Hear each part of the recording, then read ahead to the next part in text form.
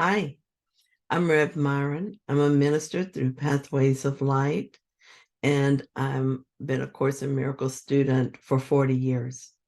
This year, I started going through the text, reading it a paragraph or two at a time, and asking Jesus to clarify for me. And then I write from that clarity. And that's what I'm sharing with you today. So let's get started.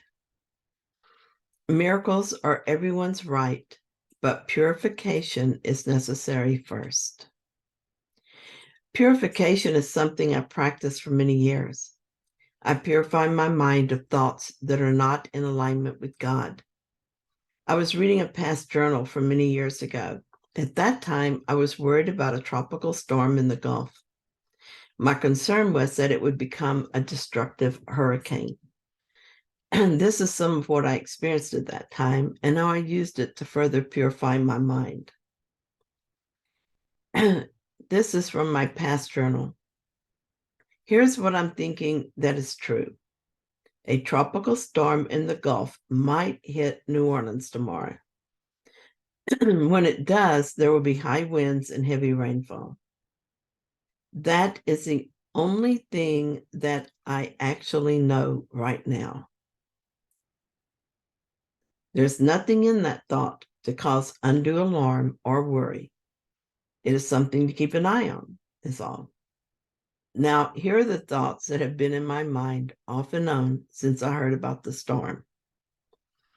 Surely it has to be significant that this hurricane is predicted to make landfall on the anniversary of Katrina. Many, many thoughts are triggered by that thought, and none of them are neutral to me. The levees built to keep the Gulf and Lake Pontchartrain out of the city are antiquated and have proven to be weak and inadequate.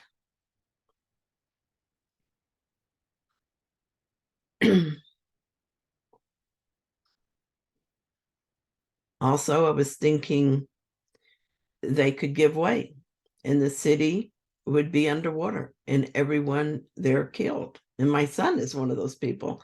And that thought is enough to send me into panic mode.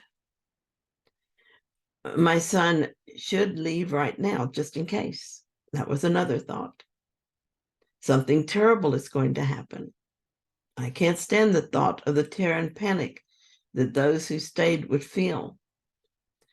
In picturing this happening to my son, I can vividly imagine this. I am helpless to influence the outcome and helpless to influence my son. I don't want to be a fear monger and I don't want to teach fear, but I also want to do those things. So which thoughts do you think are the thoughts I'm thinking with God? Can you imagine God sitting around biting his nails, wishing he could influence people to panic and run? I doubt that I'm the only one with thoughts very similar to these right now, but that does not make them true. Could any of this happen in the story? Yes, it could. But no matter how dramatic and tragic the story becomes, it is still just a story. When things get tough, I have the opportunity to gauge my identification with the story. So there are two ways to experience these thoughts. The first is a way I've done in the past. I see the thoughts and believe them to one degree or another. The more I focus on these thoughts, the more I believe in them. Eventually, I feel compelled to act on them. Acting from fear is never a good idea, and often when I've done so, I regretted it. And acting from fear increases fear and my belief in fear. The other way to experience these thoughts is to recognize them as ego thoughts and to give them to the Holy Spirit for purification. In doing this, I'm undoing the ego and adding to the kingdom. Through the example of my living fearlessly, I'm teaching myself and others that fear is not real. For a while, it's back and forth. As the Holy Spirit purifies my thoughts, my mind clears and becomes quiet. I'm left with true thoughts, and I remember that I'm not living this story, but observing this story. I watch the play with interest, and I wait for instructions. Is there something for me to do? I won't have to figure out what that should be. I will simply know. The panic thoughts return again and again, and I watch them each time. I know they do not originate with me, nor do they define me or in any way affect who I am. I'm not a bad course student because they appear in my mind, nor am I dooming the sonship to unending dreams of suffering because I notice these thoughts in my mind. It is my purpose, my job to notice them and to allow them to be healed in the mind. They are nothing. They are meaningless. I watch as Myron feels drawn to them, and I see how believing an untrue thought causes so much suffering. There's only one useful thing to do with these thoughts, and so I give them to the Holy Spirit when I notice them. And I ask him once again to purify them. I do this over and over again as often as I'm aware of the thoughts. Each time I do this, I am healing the entire sonship. I am chipping away at the ego belief system. It is important that the purification take place because without it, the fear that fills the mind blocks the awareness of love's presence. Choosing fear over and over is the same as saying, no miracles, please. Miracles are our right, but they are never forced on us, and we can say no if we prefer to keep the drama of the story.